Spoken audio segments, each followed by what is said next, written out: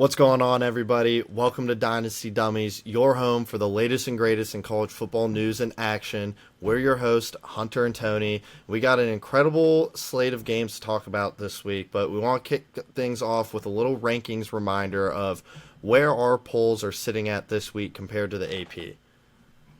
Yeah, so of course with ours, again, like always, criteria, you should know it by now.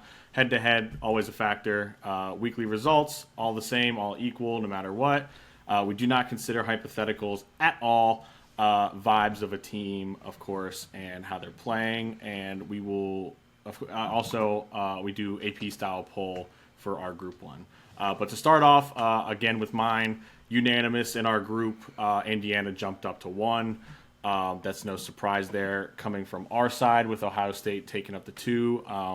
Our top fives are all relatively the same with a few kind of changes there. For like, I have Oregon 4, you have Oregon 5, kind of relative there. BYU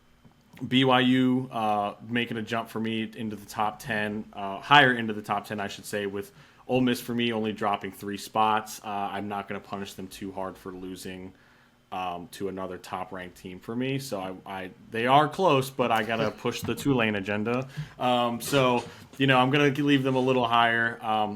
Miami obviously being the biggest drop after their loss to Louisville at home, which means Louisville does join in at 13 for me, a massive jump for me.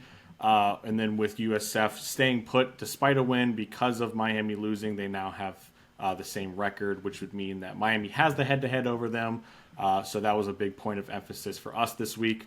Also, Texas Tech dropping 12 spots after their loss to Arizona State, who is very much on the cusp of getting in at 25, and into the top 25, I should say. I would definitely say they're my 25B. But, of course, got the Green Wave in there, jumping up 5 spots into the top 20, with JMU jumping up in as well to 21. Houston also getting in there with Illinois, and then Notre Dame rounding out my top 25. My top 25 is looking fairly similar up at the top here. Obviously, Indiana 1, Ohio State 2, Texas A&M 3. That order was actually unanimous across all 5 ballots this week. And then I have BYU jumping all the way up to 4. I had them at 8. Big win in the Holy War. Georgia Tech I have jumping up in the top 10. Georgia jumping in. Louisville jumps from 17 all the way to 10 after that big win on the road against Miami. Where I have Miami and Texas Tech dropping 11 and 10 spots respectively. USF is now the highest ranked group of 5 team with Memphis falling. And Ole Miss also fell to 15 for me after their loss to Georgia. Vandy, Mizzou, and Navy are rounding out the existing teams here. Navy, got to support the troops. They're undefeated. You know that I have to respect them. Move up a bunch even though they're on a bye week, but it had to be done. Then I have a couple 2-loss teams sitting here in the back. Arizona State was the team that convinced me to have 2-loss teams rejoin our rankings. Their huge win. I think I have to put them in. And that left me to add Notre Dame as well. They are deserving in my book. Oklahoma's welcome back. I might have been a little too hard on them last week. And then Tulane and JMU and San Diego State round out the top 25 here as the group of 5 teams making it. I've been called out for having JMU ranked the lowest, but someone had to have them ranked the lowest. I can't believe that no one was a bigger hater, so someone's got to be more critical, and that was me. I understand it. You going with the hard side of ranking them, but I'm kind of with you there. I threw them in there as high as I did because they kind of handled it pretty well against ODU there. You guys are going to hate when I push so. the will agenda in JMU's top 10 next week. Yeah, won't be surprised with that. They're going to end up number 1 probably on your ballot and possibly Cody's ballot as well. So we'll see how that goes, even with them having the bye this week. So, but nonetheless, moving on to the AP and of course our Dynasty Dummy rankings. Of course, with the AP as always, controversy everywhere. Ohio State obviously staying at 1, Indiana jumping to 2, and Texas A&M to 3, almost the same as ours, barring a couple spots there. The biggest one for me is Miami only dropping 7 spots, which I thought they would have probably dropped a little more, especially seeing as it was a home game, nonetheless. But I thought for sure they were going to drop out of the top 10 minimum. I'm a little I surprised by also, that as well. yeah, I also thought Texas Tech would have dropped further because they, hate the Big 12 and them losing to a at the time unranked Arizona State. I thought for They no sure Arizona State weren't they? No, they weren't. You're they right. were You not are. Yeah. ranked. If you look at the graphic, it says Yeah. new. But they were not ranked at the time, so I thought for sure that Texas Tech was going to get punished a lot harder because they do not like the Big 12. But nonetheless, they only dropped them 7 spots. But of course, probably the biggest thing out of all this is Notre Dame sitting at 12. Don't know how it's possible So crazy. with a 2-loss team sitting at 12 this far into it at this time. Just really doesn't make sense. Albeit they did get a good win against USC. But to me, that's not enough to get them inside even the top 15 at this point. They should have been dropped out when they were 0-2. But it's the world we live in. They went out. They make the playoff. Got to get those brands in. Looking at our poll, though, the biggest jump was up to number 12 with unranked Louisville, who was 1 point from outside the top 25 at 26 last week. Huge win on the road against Miami and jumps up. A lot of respect going there. Texas Tech takes a huge fall to 17, and Miami falls all the way to 15. So you can actually see we were harsher on these two teams than our equals, so-called equals, with the AP poll here. So maybe we are the ones that don't know ball, but I think we make up for it with clearly we have other teams within those conferences ranked high as well. So it's a little bit more parity instead of them just keeping the same team up at the top because that's what's been established. But then Houston, Arizona State, Notre Dame joined our rankings as well, JMU, Tulane. So bunch of newcomers here, some shifts in the top 10, but I think these interconference games are really starting to help us shape this poll and get a gauge of how good every team actually is. Of course, it absolutely is, and it's only going to get even crazier. So if you want a bigger dive into our rankings and how we feel about things, be sure to check out our previous episode where we take that real deep dive into them and sort of explain everything along the way. So while we get after that, we're going to jump into some of our little weekly storylines with a big one this week in the college football Twitter landscape. Of course, you probably already know what I'm talking about. A tweet from Todd Furman from CBS Sports saying, quote, "College football parity is great until we get USF versus Georgia Tech in the first round and nobody watches. Tell me I'm wrong and tell me I'm an elitist, but the ratings won't lie." That's just terrible. That's just terrible. If you think people aren't going to watch USF versus Georgia Tech in the first round, if that were to happen, you're insane. People will. You're just insane. I just think it's blasphemy. A lot of the conversations then delved into, game ratings, TV ratings, and saying, well, this one isn't going to drive TV ratings. I'm not going to lie, that is correct. People are going to watch, but it's not going to be as high as a rating as if it was Georgia, Ohio State, obviously. But just because TV ratings are higher doesn't mean the football is any better or the teams are better. It's just tired to see college sports and college football revolving around TV ratings instead of the best teams. It's all about the hypotheticals, the dollar bills. Let's make these rich executives even richer. And it's so tiring to keep watch happening. Again, this is another hypothetical win for the SEC because they have the higher TV ratings that they are going to be absolutely picked for the playoffs. So it's insane to think that is, even thought of as a thing trying to use against these teams. And of course, a team like Georgia and Ole Miss, these SEC teams, are going to have bigger fan bases than USF. That doesn't mean that you have a better team, though. A bigger fan base doesn't mean a big team. Look at Penn State. They're 3-4, but they have a huge fan base. West Virginia's not doing great this year. Huge fan base. These teams have a bigger fan base, but that doesn't mean that they're any more deserving. TV ratings don't factor into what is deserved and what is actually taking place out on the field. It'll always be about the most deserving teams. No matter what, it's who deserves it. It doesn't matter who's better, who's hypothetically better, what would happen on a neutral field. I don't care. Deserving. If USF and another G5 deserve it over another team that might have, quote, higher TV ratings because they have that bigger fan base, that shouldn't come into a factor of anything, and I would hope it doesn't. But you never know with these, with this selection sort of stuff and some of the bias that we see. It wouldn't be surprising at all if ESPN is in their pocket because they own the playoff. Exactly.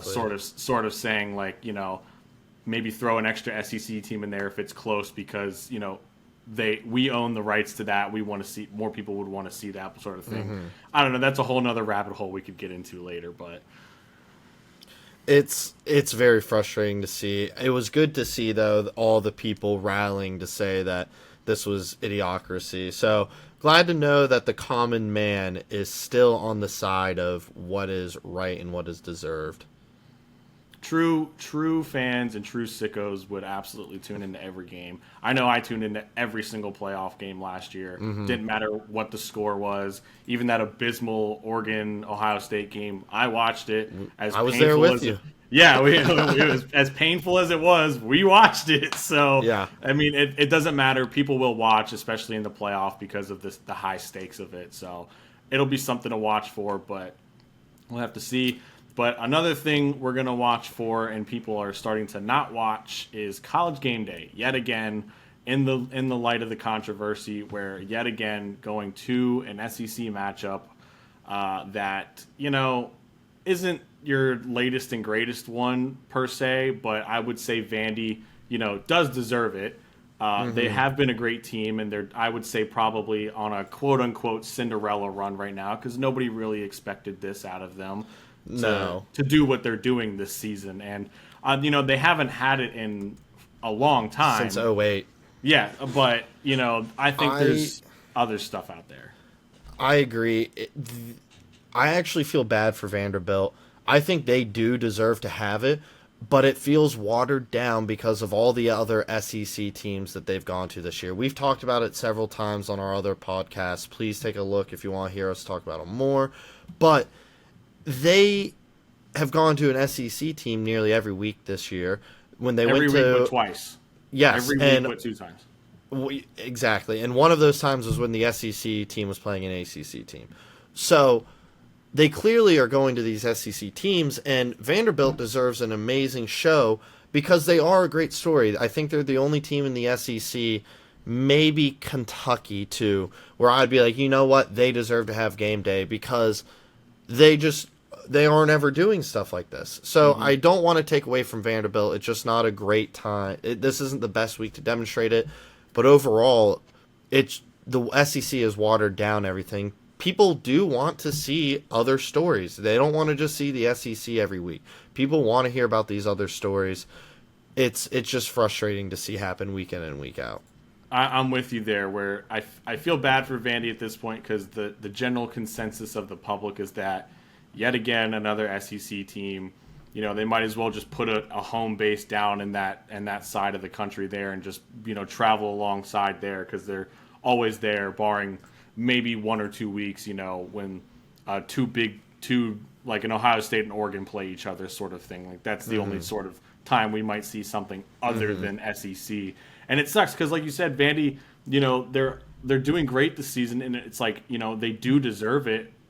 Especially with their history of recently at least being not so great, and then now they're great and they're doing well in a decent decently stacked SEC conference. So if I feel bad for them, but then you look at it where, like you said, it's watered down where every week SEC at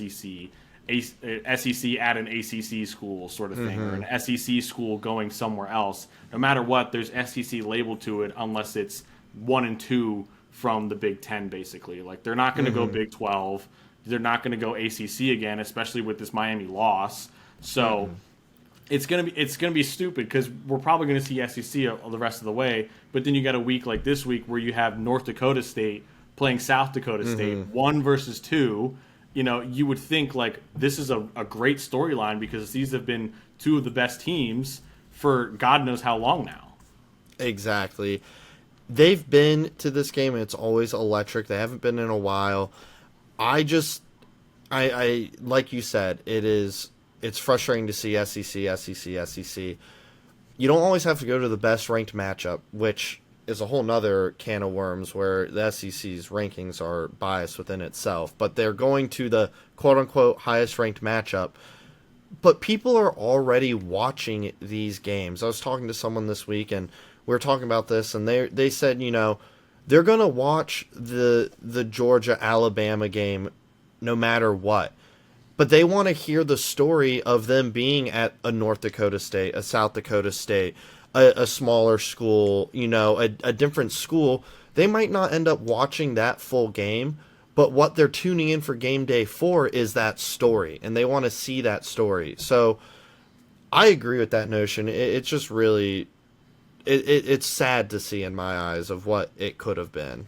It absolutely is because it would do nothing but really expand the sport. I mean, you go to a game like a North Dakota State, South Dakota State. You go to a game like a USF Memphis or just any other game that's not necessarily your highest ranked, but has some implication, especially these G5 games where every game has an implication on them for the playoff.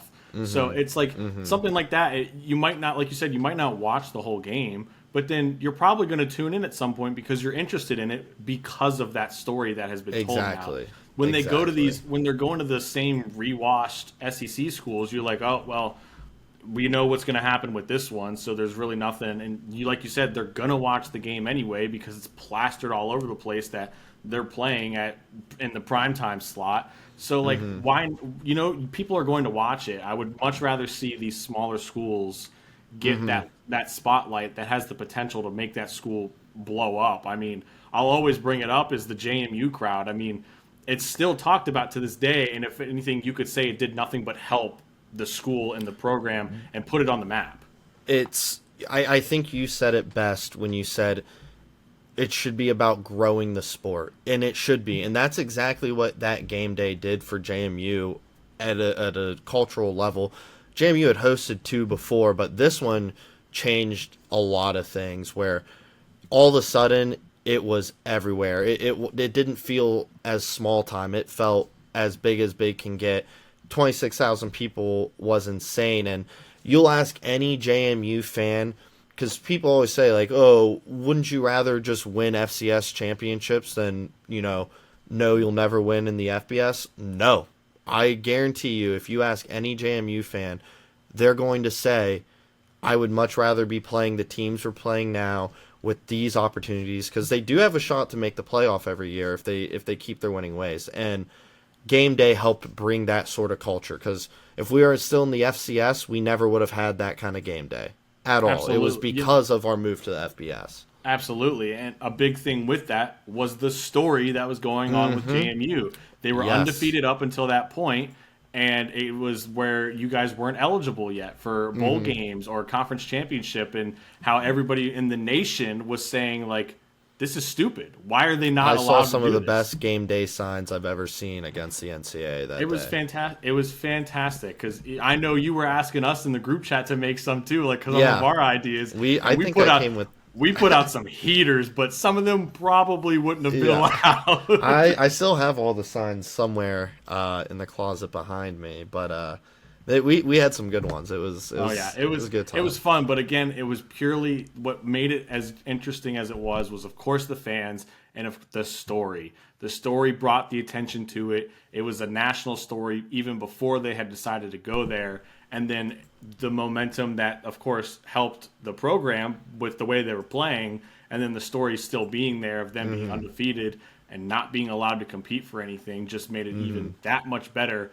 And, kind of made game day make a choice of, like, do we, like, call out the NCAA for this? Like, are we going to sit here and, tell these JMU fans, like, oh, sorry, but you guys, sucks to suck sort of thing? No, like, they're going to probably be like, it really does suck for you guys and we feel bad. Like, you're a great program and a great team and it's not working out for you.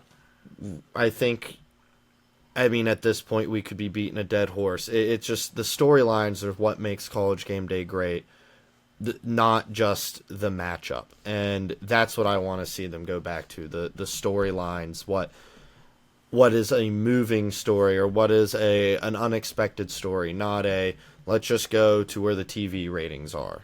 Absolutely. And again, there's the TV rating argument that we brought up earlier, but another major storyline that has come out as of today is the SEC ref Ken Williamson being permanently, yes, permanently suspended. I think that just means fired, right?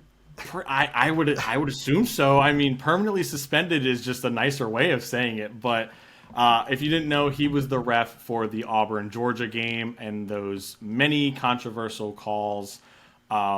In the article of the New York Post, they had said, quote, the SEC permanently suspended him from officiating games in the conference following 11 complaints against the seasoned official and his crew during the Auburn Georgia game. Quote, according to the sources, 9 of those complaints were validated by conference officials. I mean, I don't remember something like this ever happening. It's a crazy thing to see actually happen a few weeks after that big game. I mean, we talked about those moments, especially that timeout with Kirby Smart, just some,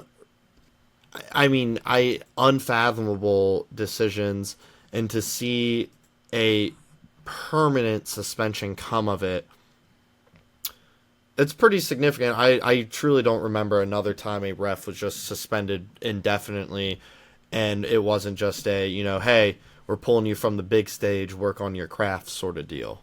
It's for sure. It's weird that, kind of out of the blue, get a notification and see the article on Twitter. Like, I just got the ESPN notification on it like 10, 15 minutes ago.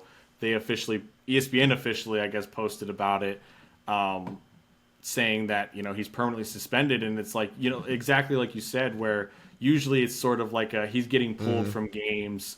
He could have been scheduled for, the rest of the season at a game, but instead they're like, you're not in anymore. You're not going to be the head ref. You're going to be side judge. I don't know, something like that. But to just like absolutely, fire him pretty much, is ridiculous. He spent the last 21 years with the SEC. 41 years in total in officiating. Yeah, and to your point where you said you don't remember something like this happening, at the end of the article it says in 2009 the SEC suspended a referee and his crew for 1 game and barred them from working together for the rest of the season. I've seen stuff like that, yeah. Yeah, see, they're saying that was the last time the SEC had publicly suspended a football crew. So it's weird for them to go from, you're suspended 1 game, you guys can't work together, to you're permanently suspended, aka fired. Albeit the calls were not great. The big one being the goal line, quote unquote, fumble / touchdown / whatever. That was a bad call and a major implication on the game. But just kind of say like, yeah, you're done, see you later, is kind of insane. I think it probably comes down to, this is not just because of that game. I think it comes down to, they do weekly evaluations of referees and their crews to understand where they miss calls. I think this had to have stemmed from, over these reviews, maybe him and his crew, or him specifically, had just made several bad calls that maybe weren't public facing or weren't as so jarring that it became an issue, but the Auburn Georgia game became that last straw. Exactly. It could absolutely just have been, the other games that they had officiated weren't in the spotlight like that game was, where it's a primetime game where it was very close and almost surprising at that point, because Auburn was up 10-0 at that point before the bad call. So it just made it even worse because the entire nation was probably watching that game and the spotlight was on. Exactly. So, and obviously the conversation around it that night, the following day, the whole week leading up to the next week was all about it, and how Oh, yeah. the whole timeout situation and how Kirby Smart somehow got out of it, and I still don't know and how. still insane that he got away with that. And and of course the goal line fumble where there was pretty good evidence that it was a touchdown. Pretty jarring. I thought it was obvious. a touchdown, but what do I know? After seeing the replays, especially I think it was the pylon cam, Yeah, where I you can believe see so. the ball across the line well before it is punched out. I mean, you would think like somebody in that crew or somebody in the wherever their HQ is that are looking at the replays would see that. So, and I want to know what'll come of it, of the people of that HQ as well, because did they not see that angle? Did they just refuse to look at it? Or I don't know, because like it cannot fall on one man's shoulders, in my opinion, especially when it was taken out of his hands. No, it can. I mean, I can't blame him for that replay specifically. The fiascos on the field, yes, but the replay comes down to a lot of different people, not just him at that point. So definitely a crazy story, and I mean, I don't know whether to be happy or upset that this has happened. I don't think I'm upset, but I don't know if I'm definitely not upset. I'm just not going to be happy. I like seeing The people held accountability. accountable. Yes, I like Permanently the suspended accountability, just but feels so crazy. yes, I don't. the accountability is nice, but the quote sentence, I guess, Yeah. or the the depiction of it and what they decided to do, kind of insane. But I'm okay with holding people accountable, but I don't think you need to go this far. I agree, especially when refereeing is not a full-time profession. So if it was, then that you suck at your job, you move on. But it's a volunteer type basis, so it's a little bit harder. I think it should. I hope to see more former players get involved with it as well. Reffing is easily the hardest thing probably in the world. I mean, you can never do anything right. So even if you're doing the right thing and making the right calls, it's always wrong in somebody's eyes. But nonetheless, we'll have to see what that turns into, as it just came out today. So we'll definitely keep an eye on it and see any more updates on it. But we're going to move right into previewing some of these games this weekend, starting off with Northwestern, a sneaky good team, heading to Nebraska in a big matchup. SMU, who is also a sneaky good team, taking on Wake Forest, who I think's the sneakiest of all three of these good teams. They're one call away from being 5-1 with a win over Georgia Tech. They got robbed, and by one call, I don't mean a wishy-washy. They just got robbed. So Wake Forest, definitely watch out for them in the ACC. Then back over with the Big Ten, we got Illinois taking on Washington.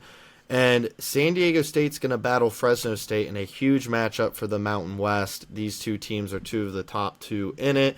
Going to be a good matchup. And then in a classic rivalry game, Michigan and Michigan State are battling for that Paul Bunyan trophy.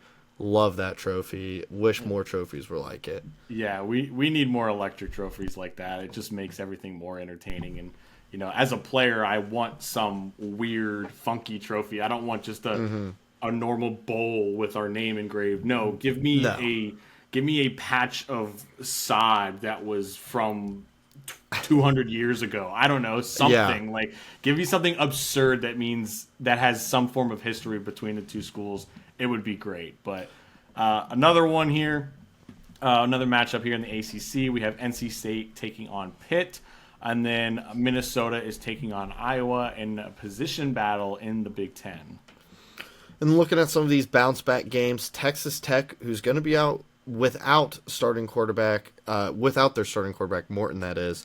They're going to rebound on the road with Oklahoma State, so good chance for them to get right, even with Will Hammond starting. Miami, number 15, Miami is going to host Stanford after that rough Louisville defeat. And somehow still ranked number 22, Tennessee, is going on the road to Kentucky to try to get a bounce back game. You never know with Tennessee, quality lessons. Even if they beat Kentucky, I'm not ranking them, man. No, I had said it. I had said it in the previous episode. Go check it out. But they are easily a team that could win and get bounced for me. So if they don't beat Kentucky by 50, they're probably getting bounced. So and an upset watch out we pointed out here is Texas A&M traveling to Death Valley to take on LSU.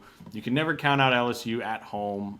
It is a great environment there, but we'll see if they can try and fight their way back in. Just feels like one of those trap games for A&M. Yeah, I mean, I feel like Texas A&M, you could almost put on upset watch every week because they're bound to usually collapse at some point and finish 8-4.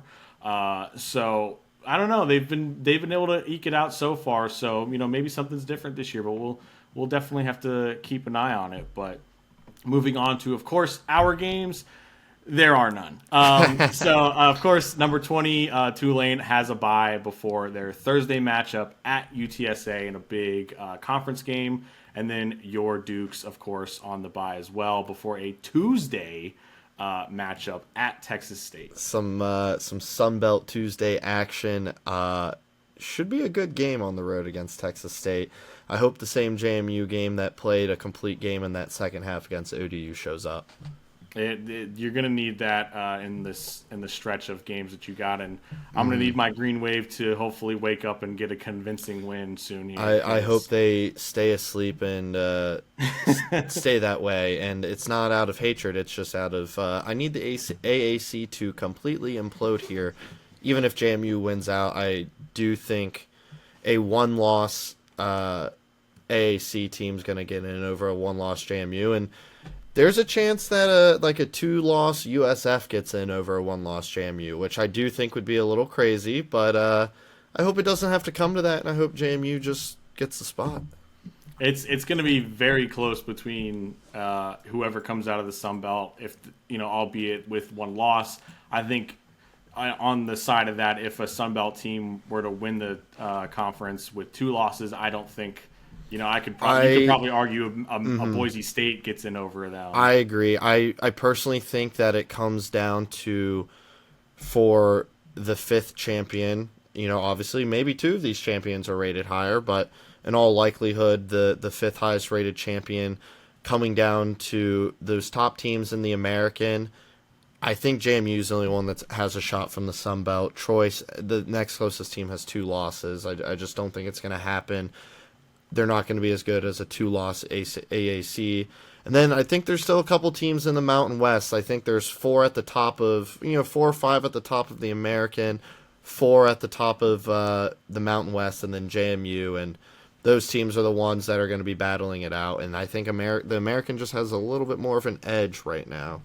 Yeah, of course, a little bias on my side, but as a bird's eye view of it, I think the American this year has just shown that they are on another level this year with the amount of good teams that they have put out so far. But like you said, it's very possible for them to cannibalize each other. I know Tulane is on the little easier side with their only bigger matchup from the top teams being Memphis. So they have, they already slipped up now. So that game between those two would I think for me, decide who's going to get into that conference title game, and it could very much end the playoff aspirations for either team, whoever. I agree with you here. So we'll have to wait and see. We got a little bit of time. I believe Tulane plays Memphis in a couple weeks. I think it's not this week, not next week, I think it's 3 weeks. I don't know. They're like the second to last game possibly, I think. But it's I've got it. I'm looking down the road at it. And I know it's coming, and I'm looking forward to it. But we got to finish the other games first. So that game won't matter. That game won't matter if we lose one of these other games. So now keep just looking ahead, just like we're going to be looking ahead to the games of the week that you all should be watching out for. Biggest implications here. Kicking things off with number 9 Ole Miss traveling to Norman to take on number 19 Oklahoma Saturday at noon.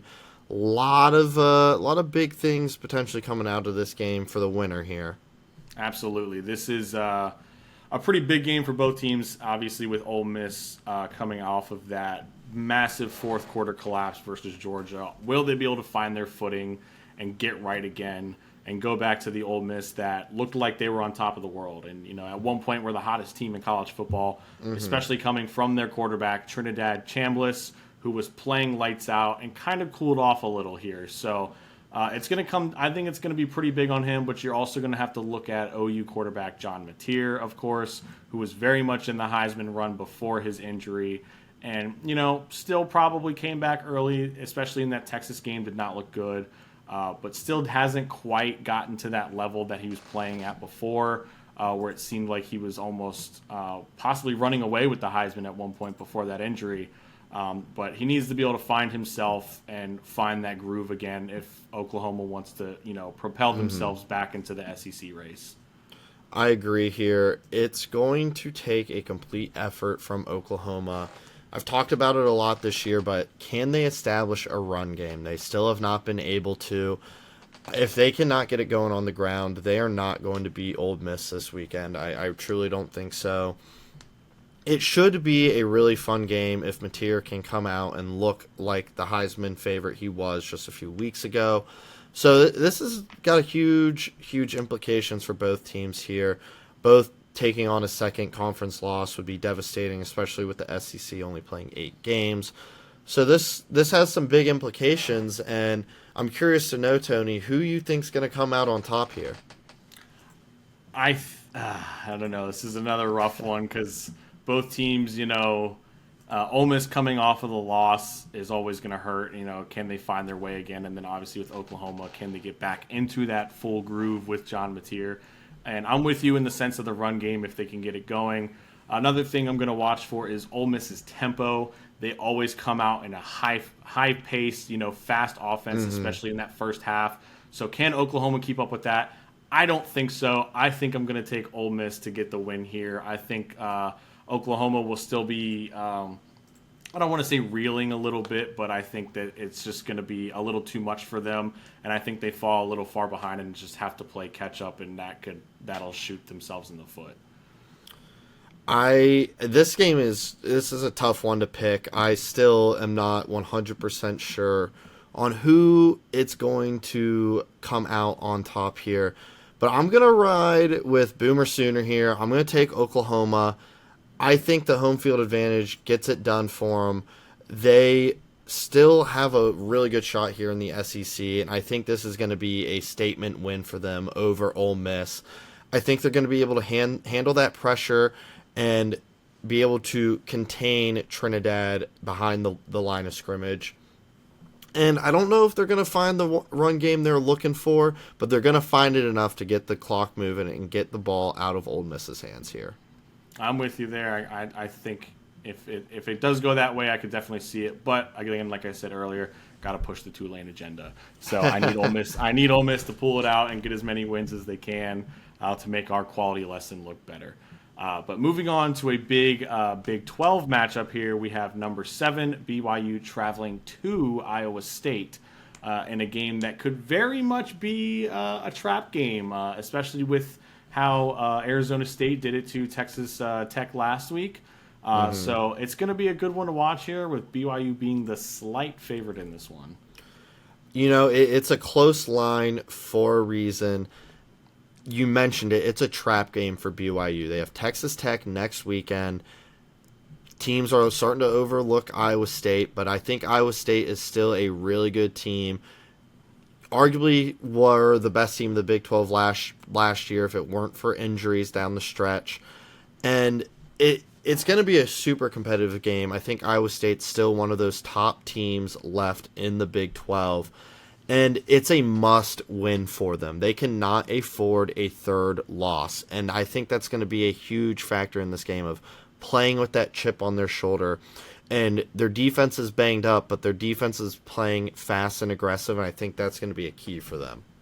Absolutely. And it's going to, with their defenses, are they going to be able to stop BYU quarterback Bear? That boy Bear is different right now, and he is a true freshman. He needs to get a little more respect on his name because that dude has been balling this season. And, he's got, just his stats alone, 62% completion percentage, 1,386 yards, 9 touchdowns, only 3 interceptions, with 8 rushing ones to add on top of that. Is great numbers from a true freshman quarterback, and especially with the pace that they're playing at and the way that they're playing. He looks great. Their team looks great as a whole, and it's going to be a real test here because, like, I'm with you where I think Iowa State is still a very dangerous team. They might have been reeling when they got those 2 losses, but I think they still very much have the chance to play spoiler here. They have a real good chance, especially with Rocco Beck, their starting quarterback. He has to be the field general out there for them this weekend because Bear Brockmeyer, he is a monster for BYU. You know, a guy who wears 47 at quarterback is going to be a little different and have a few screws loose. And he plays that way. He plays with no fear. And when you have to play someone like that, you got to match it. And I think Rocco Beck's going to be up for the challenge in this quarterback battle here. So, with all that being said, who you got? BYU has a really good chance here to take a firm hold on the Big 12. Going into that game next week with Texas Tech, it's going to be an important one for them to win, and they're not going to get it done. Iowa State's going to get this one done at home. I think they're going to have their turn to storm the field after having 2 stormed on them. I think they're going to come out with nothing to lose because that's the reality for them. They have nothing to lose now. They're going to have to come out, play reckless, and I think they're going to get the job done in a really close game against BYU. I like where your head's at. I like where, saying that they can finally storm the field after they've experienced it themselves, but in the wrong sense of it. But I'm going to stick with BYU here. I think the momentum for them is just carrying them. Their rushing game has been phenomenal from start to finish this season, with, of course, Bear just carrying the workload as well in those goal line situations. I think the momentum is just going to carry them into it, and they'll get the job done. I think it's going to be a close game, like last week's game against Utah, where it was a little closer. But I think this one's going to be even closer and possibly come down to a last-second field goal or last-second touchdown, whatever it is. But I'm going to stick with BYU here. I think they have enough to get it done, and I like where that team is headed. But I also want to throw out a quick little asterisk of it is I think it could possibly come down to whichever team has the ball, the last possession of the game could end up winning that game. I mean, that's incredible insight there. It can come down to that last play. I think BYU has every chance to win this game. I think Iowa State's just going to get that grittiness in them and get that win. And another game that I think is going to be a pretty good one out of the Big 12, number 3 Houston taking on number 24 Arizona State Saturday night in the desert. Yeah, Houston, of course, finding their way back into the rankings, as well as Arizona State coming off of that big win against Texas Tech. Can Arizona State, keep it going? We've seen this season they get those wins that they need to get, and then they just falter and lose, and then they might find another win, and then they falter and lose. Can they string together these wins, especially in the conference where it's much needed for them, where they cannot afford another loss in the Big 12? So it's going to be a good one to watch here, especially with Houston not being an easy team, who is still very much a good team out of the Big 12 there. So it's going to be a fun one to watch there. Houston has a chance to insert itself at the top of the Big 12 if they can knock off Arizona State. That will be a kick in the door of saying, hey, we are here to take part and be part of the conversation while simultaneously throwing Arizona out of the room. Houston has to show up for this game. If this can be a school-defining victory, if they can get this one over Arizona State on the road, can really flip their season into one to remember. And on the other hand, like you mentioned, Arizona State, can they ride this momentum? They're the overwhelming favorite coming into this game. Houston not getting a lot of respect out of Vegas. But Arizona State has to play within itself. You cannot let your emotions get too powerful or too overwhelming. They're a really good team, and they've shown it, but they've also shown lapse in concentration. Absolutely, and I think that's just a major factor there. But with Houston's only loss being to Texas Tech, while Arizona State did beat that same Texas Tech team, albeit without their starting quarterback. So that could go to show some difference there, But again, we're not going to go over the hypothetical of if he would have played. He didn't play. They lost. It is what it is. So, especially, I think a big factor is this is going to be that ASU is at home. I think that helps them a lot. And then with Houston I think a key factor for them is starting quick. They got to get ahead of the chains. They got to get that quick score and make Arizona State make mistakes. If they can get ahead pretty quickly and take that lead into halftime and make Arizona State have to make those slight adjustments and maybe have to air the ball out a little more, make Sam Levitt make those plays, and if they can contain him well, they can get it done. But with all that being said, who you got out of this? I'm going with the Sun Devils. I think their talent is going to win through against Houston. I don't want to disrespect Houston. I just think Arizona State's the better team despite the 2 losses this season.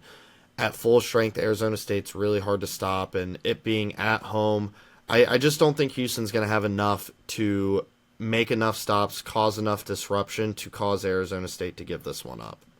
I like where your head's at. I like, I'm with you there, and I'm going to have to agree. I think the Sun Devils take it.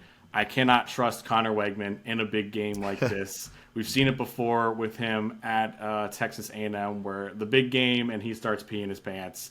And I think it doesn't help that it's on the road for Houston. I think that's going to play a major factor. And I think Arizona State gets ahead quickly, which causes Houston to make those early mistakes that'll end up costing them the game. I agree with you there. I think Arizona State's going to be pedal to the metal, and Houston just not going to be able to keep up. Absolutely. But the big one for us this week in the G5 race here that potentially could have had game day if Memphis didn't slip up is number 14 USF traveling to Memphis Saturday at 12. And, of course, again, this is a major G5 game here with Memphis and USF looking to get into that playoff picture for the G5, and this could very much decide who goes into the American Conference title game with these two. Obviously, with Memphis losing to UAB last week, that hurts their chances drastically, especially if they were to lose this game to a very good USF team. They had those 2 conference losses. You could probably just throw it out the door that they're not going to be in consideration for the playoff at that point, especially with USF, being that top team right now where their only loss is to a good Miami team. So it's only going to hurt them. So this, for me, is an absolute must win for Memphis. They have to play this game like it is the playoff. They're going to have to play probably the rest of their games like it's the playoff and be in that playoff mode. And, you could probably say that for just about every G5 team at this point, especially in these tight races that we're coming down to in the Mountain West, in the American, where it's, win or go home at this point if you want to have any chance in the playoff. I agree. Memphis squandered this opportunity for it to be a ranked matchup. Maybe game day would have shown up for this one. Probably not. But it's a massive game for the playoff picture, the American, the Sun Belt. Everyone needs to be paying attention to this game. Memphis already has that conference loss, like you said, to UAB. I really don't think they can afford a second one to USF, where, on the other hand, if USF does lose this game, they're not out of the conference race because their losses to Miami, which is out of conference. So Memphis getting 2 conference losses is going to be really tough to overcome, even if they win out and go 10-2. If USF loses and goes 10-2 with just the 1 conference loss, I think they're going to have a good shot at it. And to have that shot, they got to play like they've been playing ever since that Miami loss. They've been playing electric. Quarterback Byron Brown, who we talked a lot about, has been amazing. He has 18 total touchdowns in the last 4 games and is leading the team in rushing. This guy's just been a complete spark plug for him. Oh, he is just absurd on many levels so far. I mean, he has absolutely taken this team to another level, and he's playing like a Heisman front runner, and maybe he should be in consideration of it. I mean, He is playing just phenomenal and carrying USF right now as far as he can. And right now it looks like he can carry them pretty far. So he's definitely someone you're going to have to keep an eye out for in this game and every game going forward, because this dude is just making the quarterback position look like light work compared to other people. He's been playing great. He's the heart and soul of that offense. So and he's proven he's hard to stop. But if Memphis wants a shot here, their quarterback Brendan Lewis is going to have to match Byron Brown's electricity here. He had a really bad rushing performance, worst of the season, and I think that really hurt them in that loss to UAB. So I'm looking for him to use his legs to extend plays and pick up a few extra yards when he can. When they can get this USF defense moving left to right and allow their playmakers to get into space, it's going to be beneficial to the outcome for him here.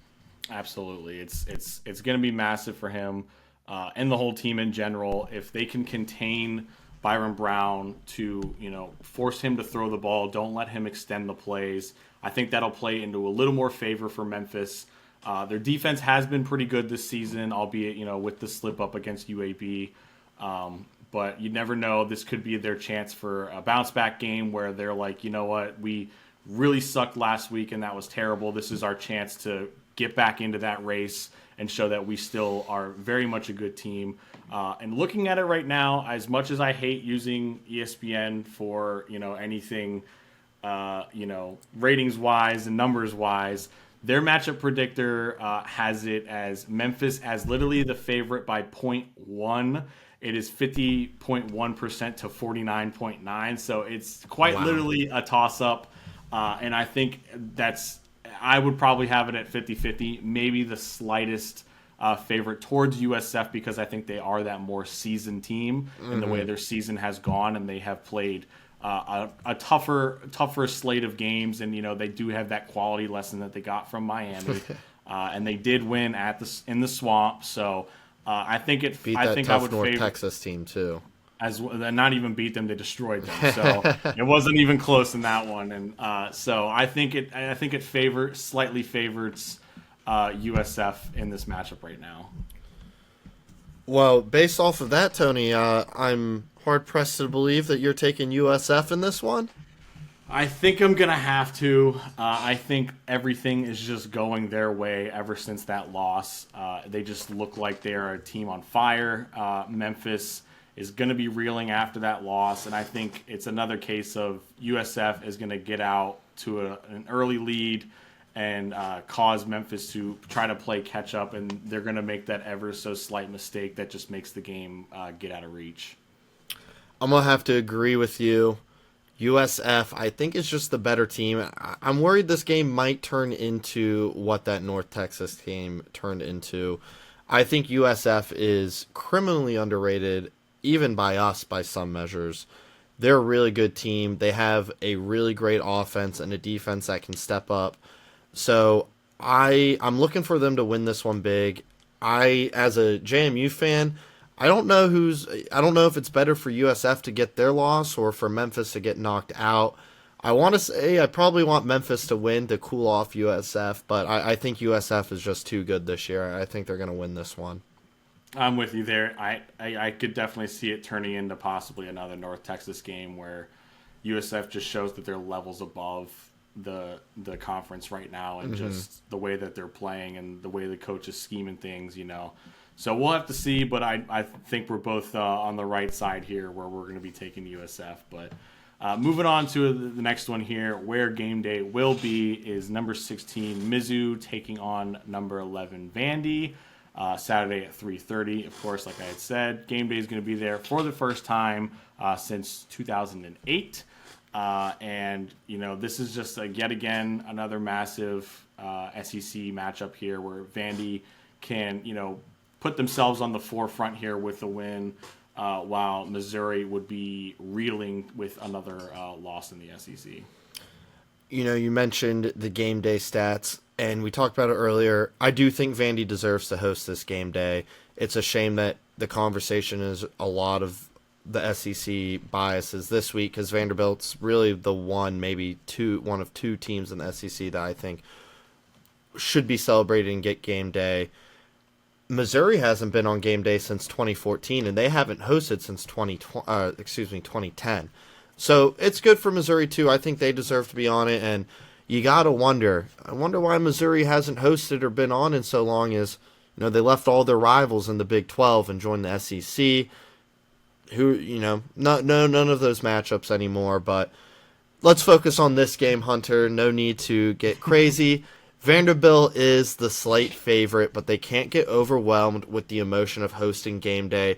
This is a team that thrives off of that emotion, that swagger with Diego Pavia, but they can't let it get too big where they can't control it.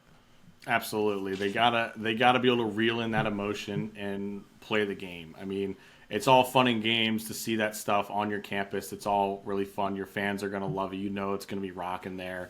But can the players just contain it, leave it in, and just play the football they have been playing? It's going to be a good one to watch.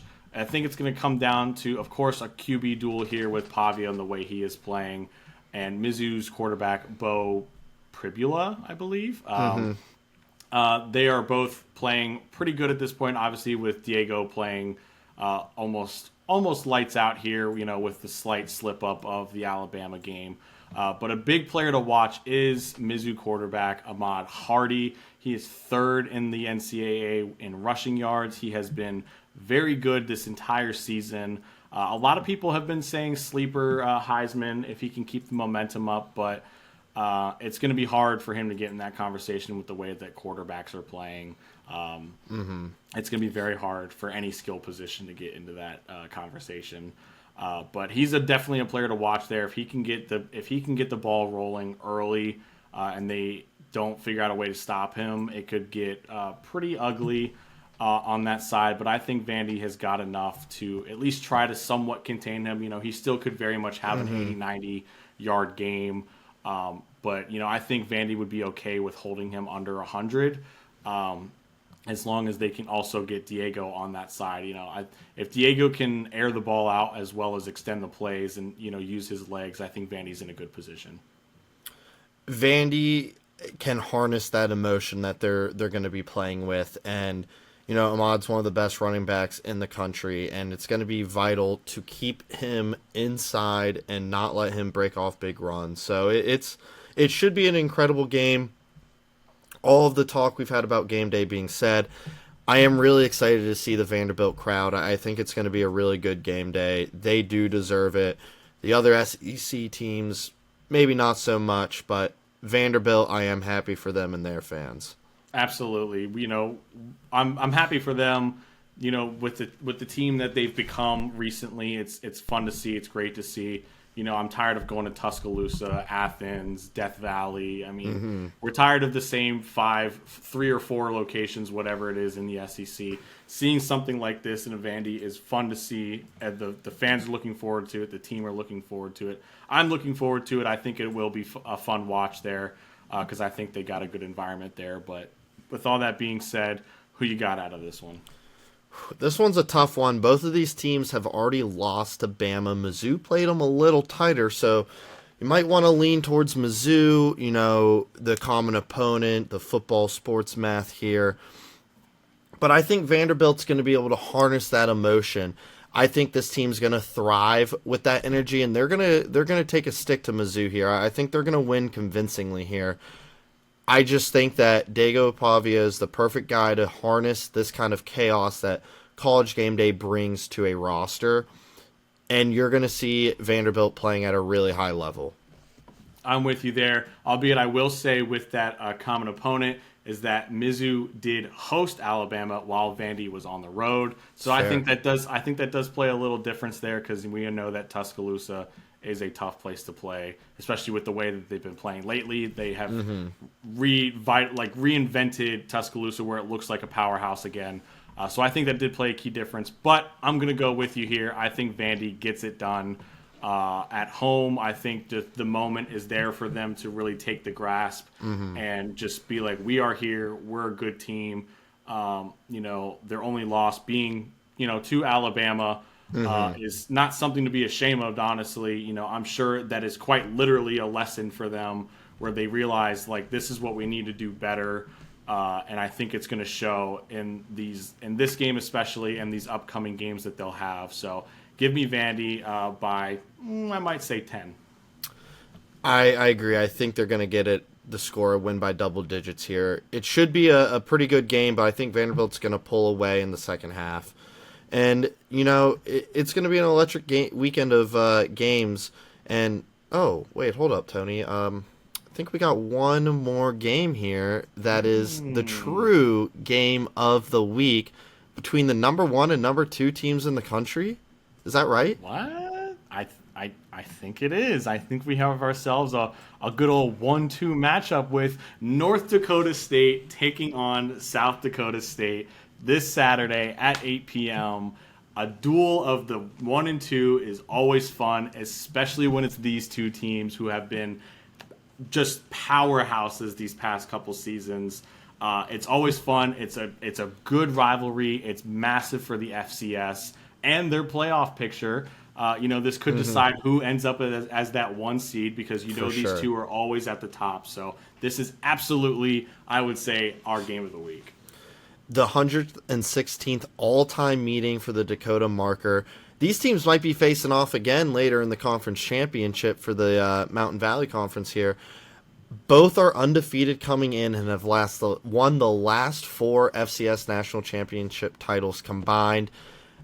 If you don't know, North Dakota State has dominated the FCS for the better part of 15 years, outside of a couple teams making a few runs, South Dakota State being one of them. They have knocked off NDSU a few times over the last 6 years. They actually had a 4-game win streak against them ongoing and won a national title, went to another. They have been arguably the better Dakota team here for the last couple years. But there's been 4 times in FCS history where there's been a number 1 versus number 2 regular season matchup. 3 are from this game alone, and the number 2 team won each time.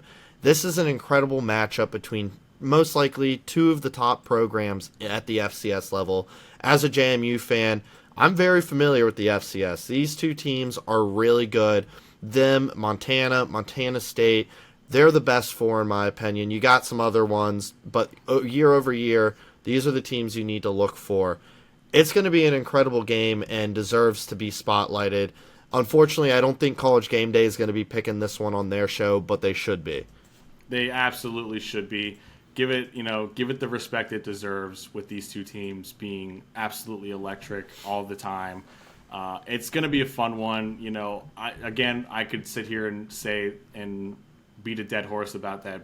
Game Day should be there, giving them the respect that both those teams deserve, but nonetheless they aren't. And I still think it's going to be a good game regardless, of course, with being the 1 versus 2.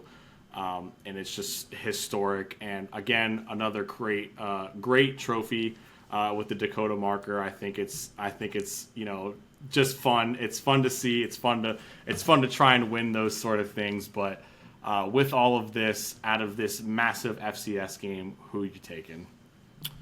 This is a tough one to pick, but I'm going to go with the side of history and home field advantage here. Like I said, out of the 2 times these teams have faced being at the 1 and 2 spot, the number 2 team has won each time, and it being in South Dakota is a huge advantage. They play outdoors. Luckily, this game is not in November or December, or it is cold there. It's already cold there now. Neither of these teams are shy of the cold, though, but I think South Dakota State, the Jackrabbits, are going to get it done. I think it's going to be an incredibly close game. They might have to come back by a score or 2, but they're going to get it done. I'm going to say they're going to win somewhere in the field of 33-30. I like where your head's at. I'm with you there, where this game being outdoors is a massive factor in this. But I'm with you there. I'm going to take the Jackrabbits. I think they're a good enough team, and I'm with you on the side of history. I think the history doesn't change this year just yet, with the number 2 team winning each time. And who doesn't love a little, quote unquote upset? Every time I look at the FCS, it's always North Dakota State won. So I'm sick and tired of it. Give me the Jackrabbits. Well, it's going to be an incredible game. If you aren't familiar, please familiarize yourself with these types of teams. they are really good and deserve the respect that they are getting. Absolutely. The FCS is still very much entertaining on all levels. It's always fun to watch. I used to watch it all the time when JMU was in it, especially when we had a hometown kid on the team as the kicker. Yeah. It was always fun to watch. So definitely familiarize yourself with the FCS, because you never know, you could be seeing these teams make the jump up to FBS and take it by storm possibly. So with some of the history that they have, but nonetheless, it's going to be a fun weekend altogether. So let us know what games you guys are looking forward to. What upsets are you going to think are going to happen? Who's going to win? Who's going to lose? Who's going to perform the best? Whose rankings are better? Exactly. We'll see who comes out on top with the picks.